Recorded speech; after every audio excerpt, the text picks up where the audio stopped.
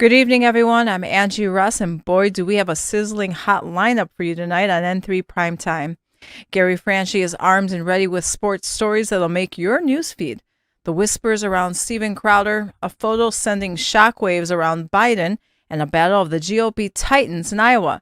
But that's not all. LA's daring daylight heist leaves a community on edge, and the resilient spirit of Maui shines through tragedy.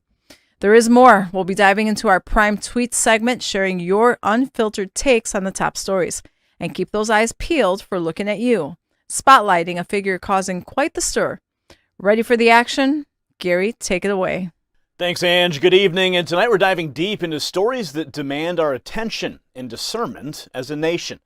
From unsolicited personal details on commentators to potentially revelatory photos, from political showdowns in Iowa to audacious thefts in Los Angeles, and from devastation in Maui to symbols of hope, we aim to shed light on the truth.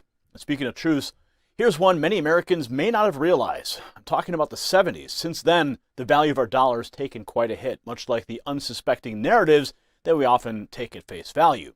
Just as gold remains steadfast amidst inflation, we as a nation need to remain unwavering in our pursuit of the facts. Invest in something solid. Noble Gold Investments. They offer an opportunity to safeguard your assets, and for a limited time receive a free quarter-ounce gold standard coin. Check them out at noblegoldinvestments.com or simply give them a call at 877-646-5347. We are proud to have them sponsor this program. Now, Angie, with all these developments, what can our viewers expect on tonight's episode? Tonight, we unravel a tapestry of urgent stories that impact us all. At the heart of national security, the Biden administration grapples with weapons stashes at the Texas border. How vulnerable are we? And in the political arena, former Senator Scott Brown has unsettling revelations about President Biden. Meanwhile, Seattle's thinning blue line sounds the alarm with a heartfelt resignation letter. And we can't miss Oliver Anthony's powerful voice rising from Virginia, giving a voice to the working class. Lastly, a wind of change sweeps through the Democratic Party. Is it time for new leadership? These stories matter because they shape our tomorrow. So stay curious and informed. Gary, take us on a deep dive into our first special report of the night. Ladies and gentlemen, sometimes behind the scenes of the news we bring you, there are darker narratives at play. This weekend, an anonymous source tried to pull me into a murky world surrounding Steven Crowder, a voice many of you know and perhaps trust. They offer me salacious details of Crowder's personal life, things that would make most turn their heads. But why? Why target Crowder? And more importantly, why are they so desperate for the world to see him in a negative light? Stay with me for this special report as we delve into the unseen side of political media warfare. And trust me, you don't want to miss my final thought. It's crucial to understanding the stakes of what's really happening. Now, Steven Crowder, for those unfamiliar, is a conservative commentator. He's a comedian and host of the widely recognized show Louder with Crowder.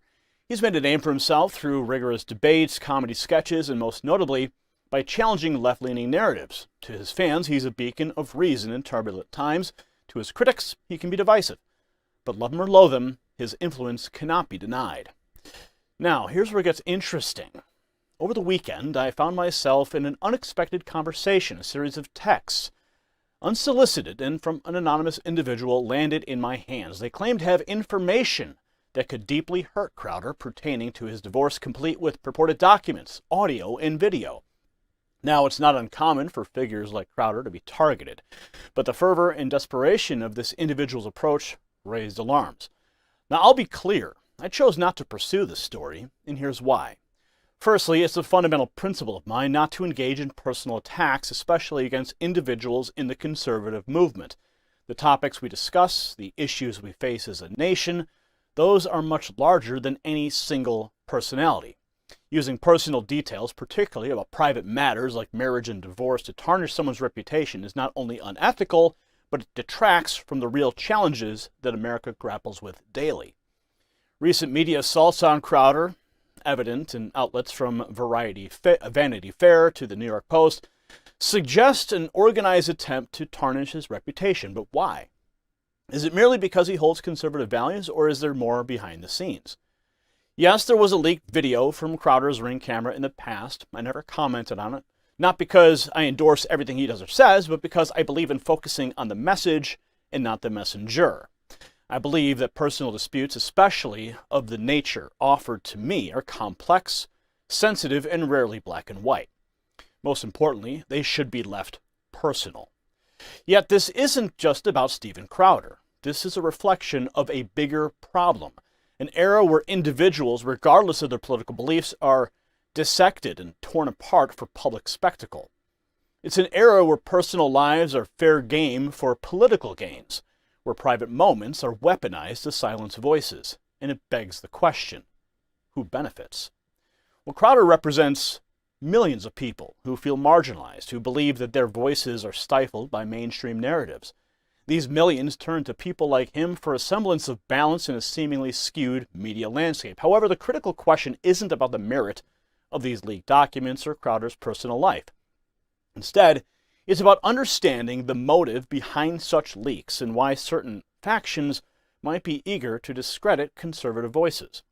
Considering the motive, several speculations arise. First, there's the age-old political strategy of discrediting an opposition voice to dampen their influence. Crowder, with his widespread following, naturally becomes a prime target for such strategies.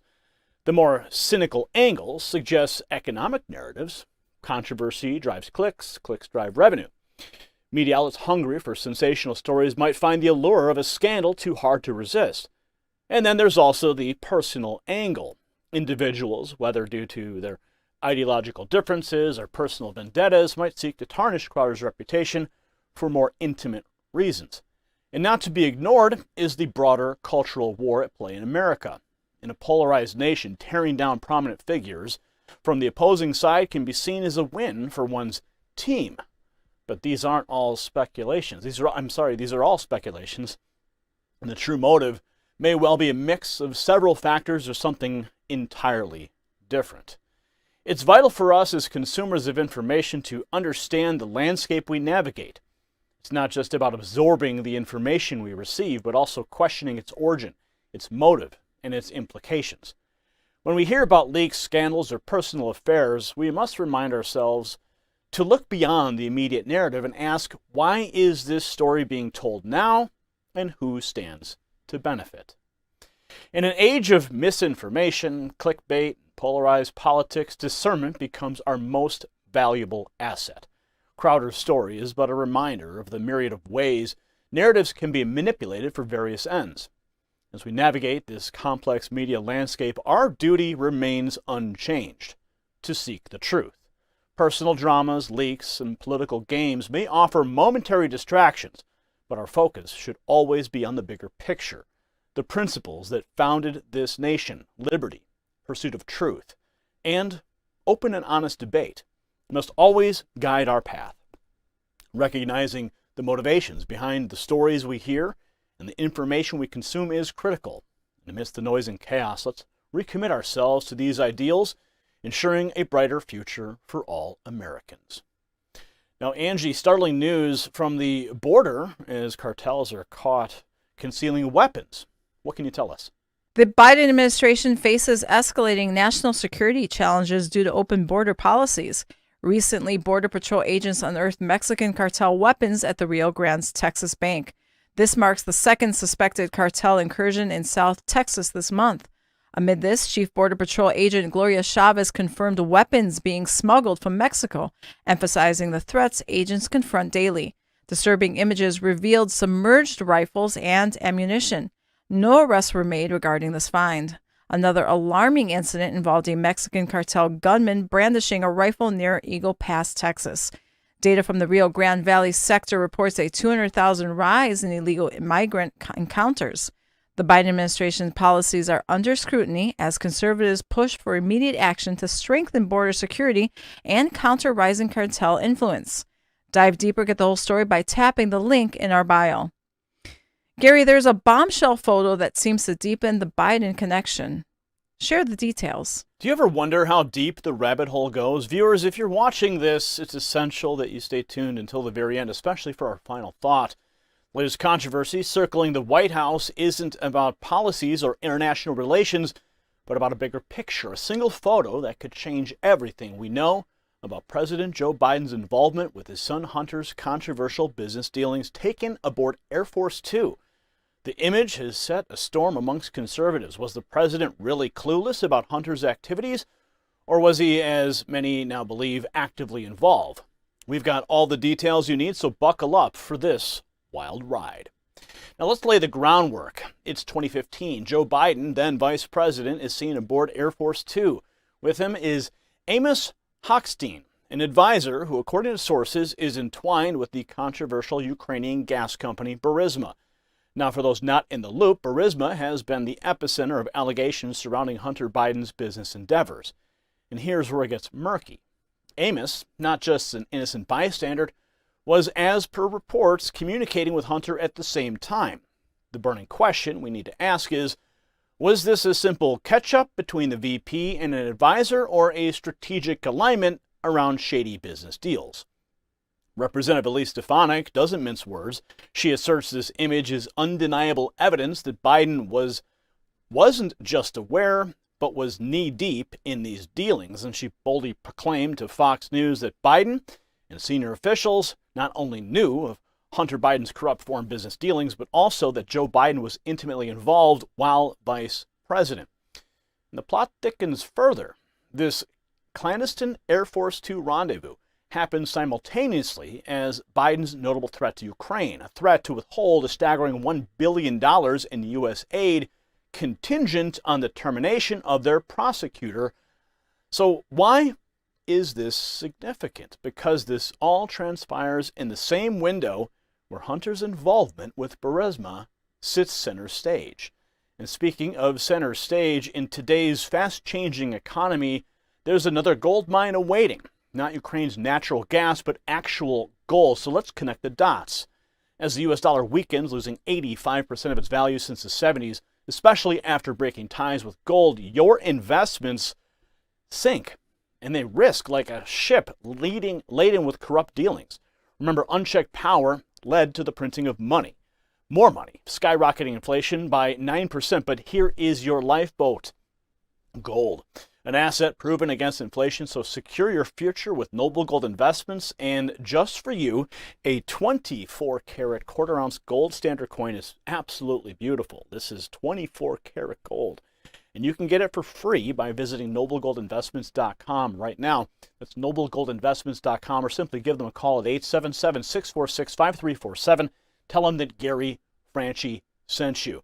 They are the gold standard that I trust. Now back to the thick of it. Let's not overlook a critical piece from Senate Republican report in December of 2020. The findings suggest that Hochstein expressed concerns in October of 2015 regarding Hunter's Burisma board position and its potential risk to U.S. policy in Ukraine. Now let that sink in. The advisor, Biden, was seen chatting on Air Force Two, was apprehensive about the implication of Hunter's role. Now, to add fuel to the fire, Hochstein acknowledged discussing Burisma with Biden directly in the White House. And it wasn't just a one-off. Visitor logs reveal 3 White House visits by him that same month. In dissecting these breadcrumbs, a clear picture emerges. This isn't about a single photo. It's about a pattern. It's about unearthing truths long buried under the power corridors. It's about the American people's right to transparent leadership. And as this narrative unfolds, the implications for the current administration are far-reaching. An American president, potentially compromised, could have severe ramifications, not just at home, but on the world stage. America deserves clarity. America deserves the truth. In a country built on principles of democracy, our republic, transparency, and leadership, well, this story isn't merely about a photo or an alleged wrongdoing. It's about trust. Every American citizen places their faith in the Oval Office, expecting integrity and honesty in return. If a president is compromised, the very fabric of that trust unravels. This isn't just a political matter. It's a matter of national pride and security. And today we've shown a light on one piece of the puzzle. But remember, where there's smoke, there's fire. As guardians of the truth, it's our duty to ask questions, demand answers, and uphold the values that this great republic was built upon. It's not just about the Bidens. It's about America's future. For in truth, in clarity, we shall find our path forward. Angie, new reports are surfacing about a troubling encounter involving President Biden and ex-senator's wife? Fill us in. Former Republican Senator Scott Brown recently shared an unsettling encounter with President Joe Biden on the Burn Barrel podcast. Brown alleges that Biden displayed inappropriate behavior towards his wife, Gail, leading Brown to confront the president directly. This adds to previous accusations against Biden of inappropriate conduct with women. Moreover, Brown highlighted Biden's non-recognition of his seventh grandchild, Navy Joan Roberts, related to his son, Hunter Biden. These allegations compound growing concerns about Biden's regard for personal boundaries. With his poll numbers reportedly declining, questions arise about the leadership and accountability of the nation's highest office. Dive deeper, get the whole story by tapping the link in our bio. Just when we thought all eyes were on DeSantis, Trump's recent move in Iowa has stolen the limelight. What's the latest, Gary? You know, folks, there's an undeniable electricity in the air. Former President Trump descended on Iowa, and the results? Absolutely electric. As the Des Moines sky filled with the hum of Trump's helicopter, down below, another scene played out. Governor Ron DeSantis flipping burgers with less of a crowd and significantly less fanfare. But what is the real story here? And why does this Iowa showdown between two titans of the Republican Party matter? And how does this play into the future of American politics? You'll want to hear every word of this report, and trust me, you won't want to miss our final thought. The pulse of America's heartland beats strongly in this tale. Now, there's a saying in politics, as Iowa goes, so goes the nation. The heartland state, often a bellwether for political sentiments, played host to a tale of two rallies. Trump, facing what some describe as political witch hunts, proved detractors wrong in Des Moines. Thousands turned out not just as spectators, but as vocal supporters. From the massive rally to the Iowa State Fair, where pro-Trump banners flew high and chants of "We Love Trump" echoed, the former president was in his element. Everywhere he went, from the baby farm animal exhibit to the Grand Concourse pub, full-fledged supporters mobbed him. They shouted USA as Trump vowed to make America great again, handed out pork chops to eager fairgoers as well. Watch. And we have to cherish that honor, believe me. And you've been my friend. Yeah, thank you very much. Thank you very much. Let's go. Let's get a good picture. Come on. I got you. Yeah.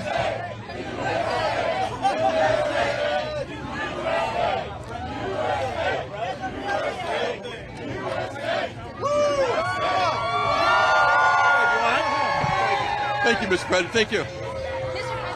You gotta love it. A pork chop from the president. Where's my pork chop?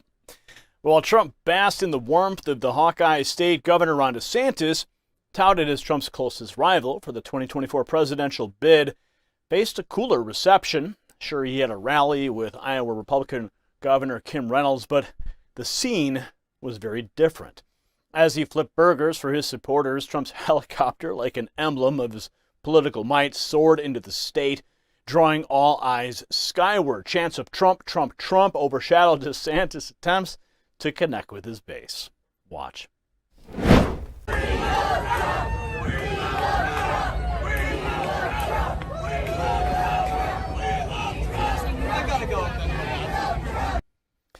Now here's an analogy that brings it home. Just as we clear front-runners in the political world and the health world, there are undisputed champions. Now, according to reports, a staggering 73.6% of adults tip the scales in an unhealthy way. How many pork chops are we talking about now, right? And in this political rally of health, I've found an exceptional player. Have you ever heard of CLA? It's nature's answer to fat storage, promoting the body's ability to burn fat efficiently. And just as Trump's presence dominated Iowa's horizon, CLA can be the standout ingredient in your daily health routine. Now, you can try this supplement for a smashing 51% off, plus some amazing bonuses. Just visit trimwithgary.com. That's trimwithgary.com. Now, back to the Iowa drama. Trump couldn't resist taking a dig at DeSantis, pointing out the disparity in their crowd sizes. Watch. PSA 2, do you have a message for him? I had a very small crowd. We only had a few people show up. It's a big difference. But he'll report it I'll accurately. report that. It's a big difference And between say hello to the great lady. Yeah, I will.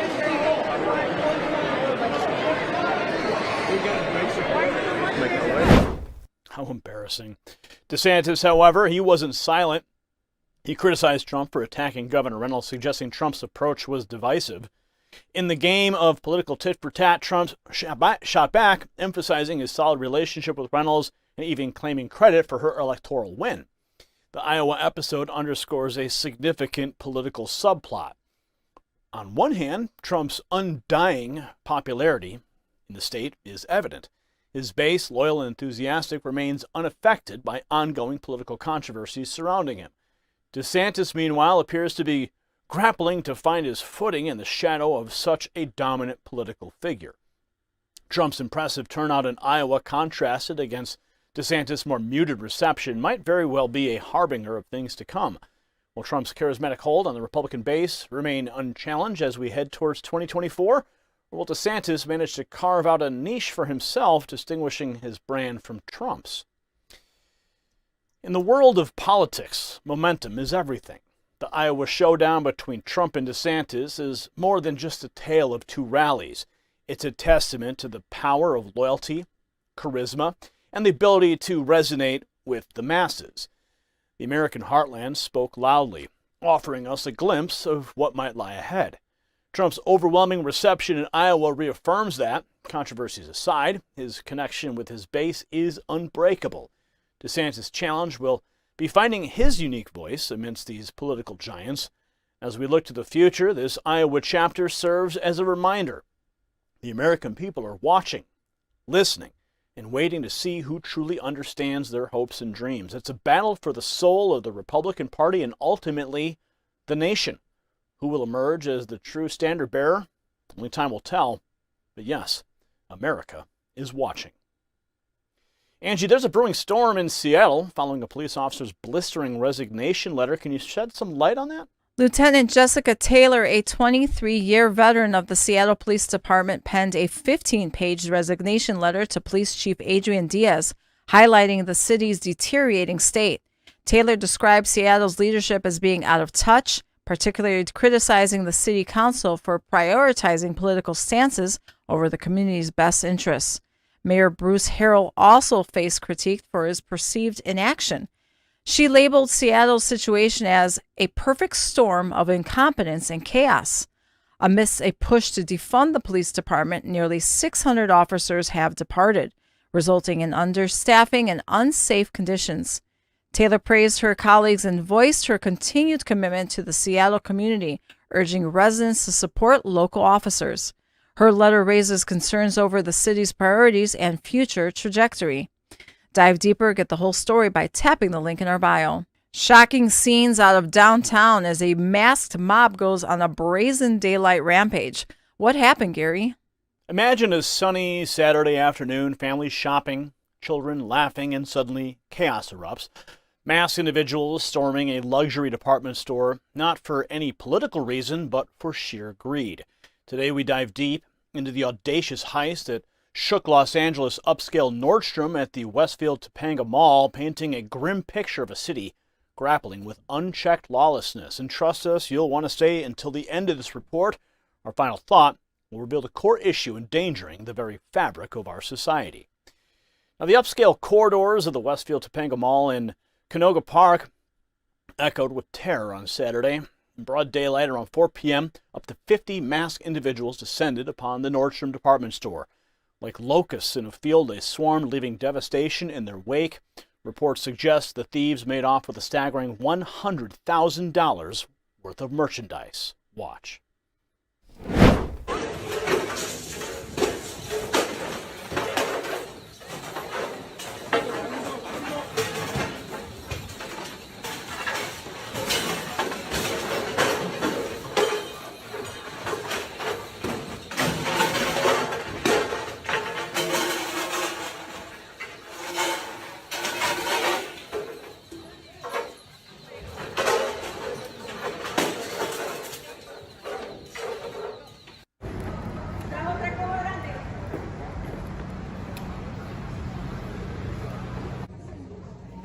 Absolutely unbelievable. Look at this chaos and devastation in the wake. 50 mass individuals. What has become of this nation?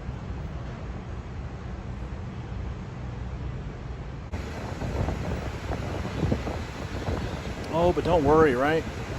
They're insured. That's the excuse, right?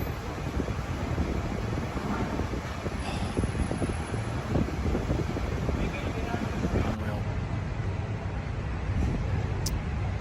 From designer clothes to luxury handbags, nothing was spared, but beyond the monetary loss, the psychological impact on the citizens has been profound. The Los Angeles Police Department shared, to criminals, it's just property taken. To those who live in the area and patronize the mall, it's a loss of feeling safe, a feeling once taken for granted in a city of stars.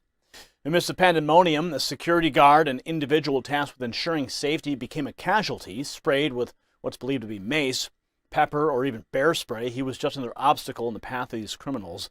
These thieves, their identities shielded by hoods and masks, scattered post-heist, disappearing in luxury vehicles like BMWs and Lexuses. If you think that this is an isolated incident, it's time to wake up. This isn't a one-off movie script, but rather a recurring scene in Los Angeles. Remember, just last weekend, a St. Laurent store in nearby Glendale witnessed its own flash mob. The damage? A cool $300,000. Watch.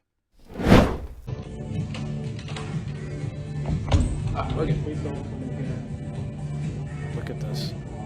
Unbelievable. Brian, bring the music down here. But look at this. One after another, they just keep running out, arms full of merchandise. Disgraceful. However, in this climate of uncertainty and fear, there is something you can always rely on, and that's a good night's sleep.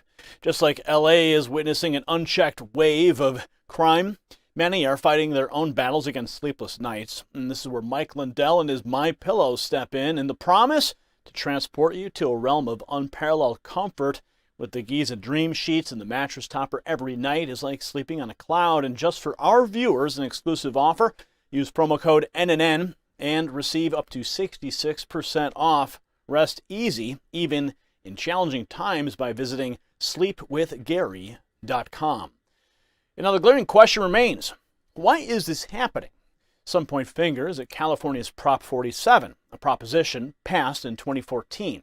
It downgraded the penalty for shoplifters who pilfer up to $950 worth of goods to a mere misdemeanor. The result? A shoplifter could waltz out of a store with high-end merchandise and, if prosecuted, face a maximum of 6 months in county jail and a $1,000 fine. Critics argue, does the punishment fit the crime? Well, Los Angeles Democrat Mayor Karen Bass is amongst those who's voiced their concerns, stating what happened today at the Nordstrom in the Topanga Mall is absolutely unacceptable. She stated her message was clear. Perpetrators must face consequences. Not only should the police apprehend those responsible for the Nordstrom debacle, but they must also safeguard retailers from future atrocities. But what's being done? Well, the LAPD promises diligence. Quote, the LAPD will exhaust all efforts to bring those responsible into custody and seek criminal prosecution. Meanwhile, private entities like malls aren't just standing by. Rick Caruso, the owner of the mall in Glendale, who once rivaled Bass in the 2020 LA mayoral race, he's offered a $50,000 reward. His hope? To gather information leading to the arrest and conviction of those St. Laurent thieves. Now, is it more than just a store heist? Well, it's a symptom of a deeper melee, a city in the throes of unchecked crime. The Nordstrom incident isn't just about stolen handbags or traumatized shoppers. It's a testament to a city's lost sense of safety and security, and a system that's arguably lenient towards lawbreakers. For the residents of Los Angeles and cities facing similar challenges, these incidents serve as a chilling reminder. The fundamental promise of any governance is to safeguard its citizens, ensuring peace, order, and security. The repeated ransacking of luxury retailers isn't just a sign of greed, but an audacious display of lawlessness. if unchecked, where does it lead? The city of dreams could very well morph into a city of nightmares. Oliver Anthony's heartfelt anthem is echoing across the nation, resonating with everyday Americans. So how did it capture so many hearts, Angie? Oliver Anthony's Rich Men North of Richmond has resonated with many, gaining over 1.7 million views on YouTube.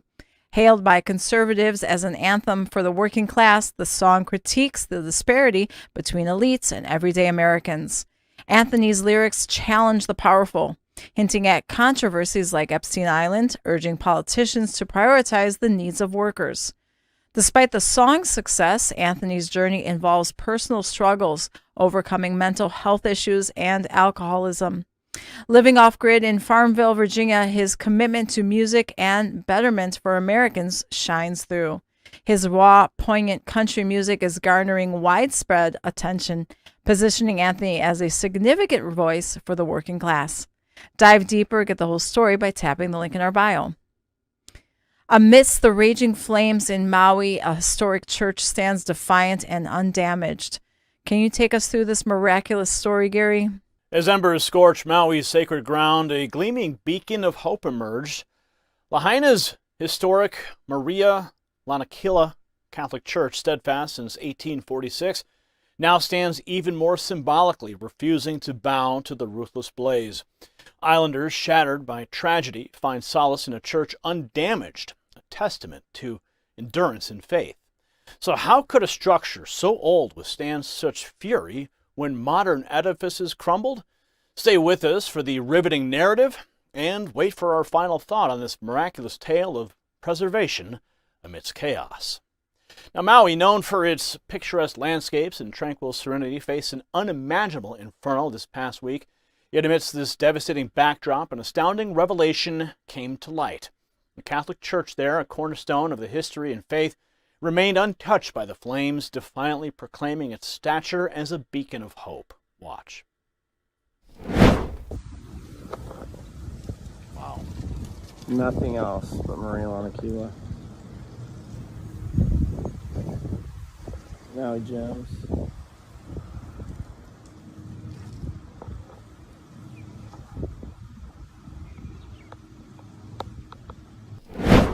Wow.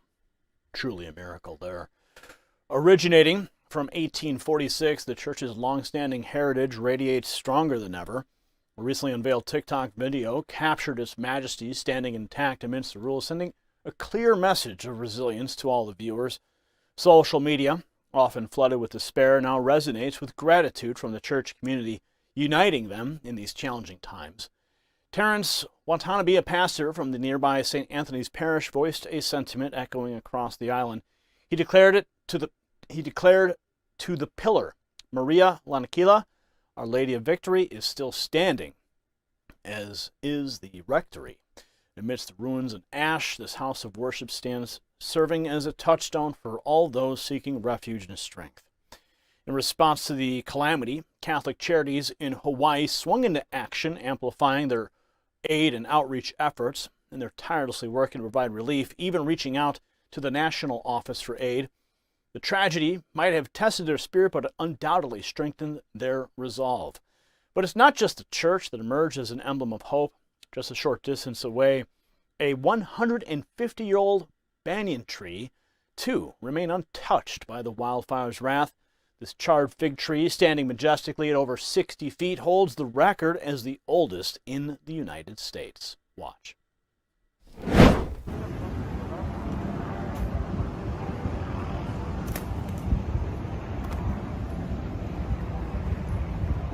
Look at that. The majesty of those trees, absolutely beautiful. Still standing as well, amidst the scorching heat. Both the church and the tree stand united in their message of endurance, offering solace to the grieving community. Now, take a moment to reflect on life's unpredictabilities. Just as Maui's church withstood unexpected chaos, we too must prepare for life's unforeseen trials. And here is where My Patriot Supply steps in. They're offering a 25% discount on their 3-month emergency food kit. Like the resilient church, be an anchor for your family. ensure their safety with one kit per person. Don't leave it to chance. Secure this limited time offer by visiting preparewithgary.com.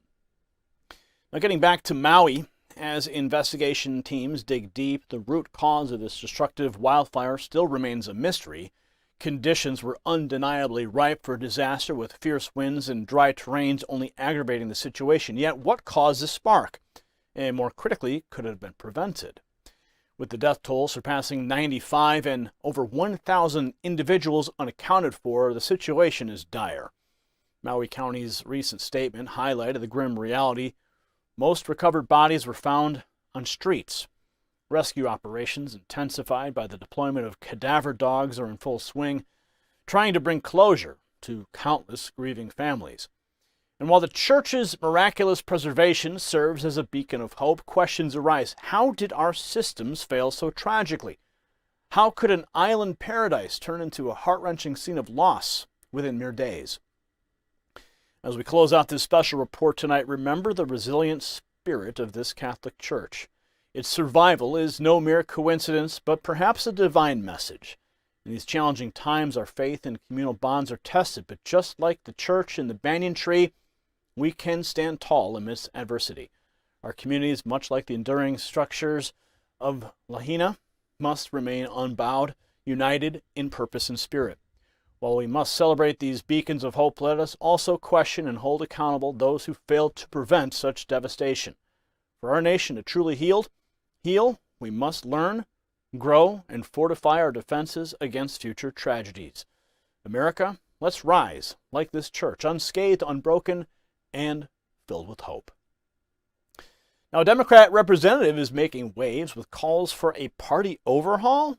So what's behind this push for change, Angie? Minnesota Representative Dean Phillips has sparked a fervent debate after questioning President Joe Biden's potential 2024 run on NBC's News Meet the Press. Calling for new Democratic contenders, Phillips emphasized the need for party unity and adaptability. Despite acknowledging Biden as a wonderful and remarkable man, he expressed concern over declining approval ratings and the party's future trajectory, highlighting moderate governors like Josh Shapiro and J.B. Pritzker as potential frontrunners. Phillips notably left out Governor Gavin Newsom, signaling an internal shift in party dynamics. Phillips' bold remarks underscore the pressing need for the change within the Democratic Party ahead of the 2024 elections. Dive deeper, get the whole story by tapping the link in our bio. That's all the news I have for tonight. Now back to Gary with messages from our mailbag. All right, ladies and gentlemen, it's time for the N3 Primetime segment we call Prime Tweets. We ask you to share your thoughts on the current state of American politics and governance. Your response, nothing short of profound, so let's dive in. Clifford, he says the problem isn't a political one, it's a criminal one disguised as being a political one. When it comes to fixing America, we must overwhelmingly reject the global agenda and our election and get them out of our elections for good. Clifford, you've hit a nerve. Globalism may have its place, but not at the cost of our sovereignty. Our elections should reflect the will of the American people and not global agendas. Timothy, he chimes in with, it's a cross between a zoo, a circus, and a cluster F concerning American government procedures. Are you as sick of it as me? Well, Timothy, sounds like you've pretty perfectly captured the chaotic circus many feel our politics has become. And yes, a lot of us are fed up. Nick boldly states, it's calling out the fence sitters. You're either for America or you're against it. Choose a side and get ready. Well, Nick, you're speaking to a sentiment that's becoming louder by the day. It's time to stand up and be counted. Fence sitting just doesn't cut it. And Jody had this prediction. She said, I got a feeling Biden's going to get his soon, and he's not going to like what's going to happen.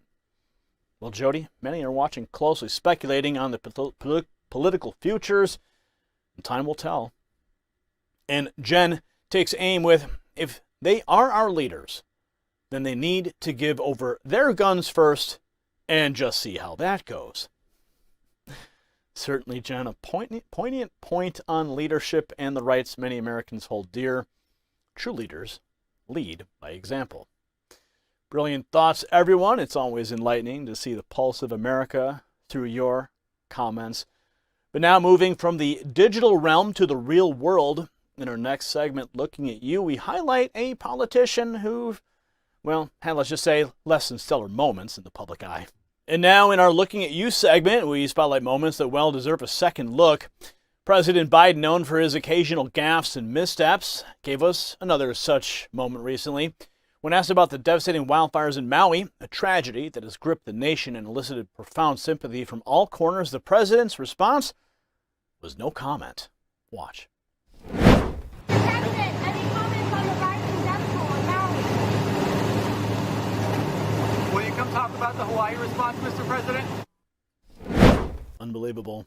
It begs the question, is no comment really the appropriate response for a leader when a significant part of our nation is suffering?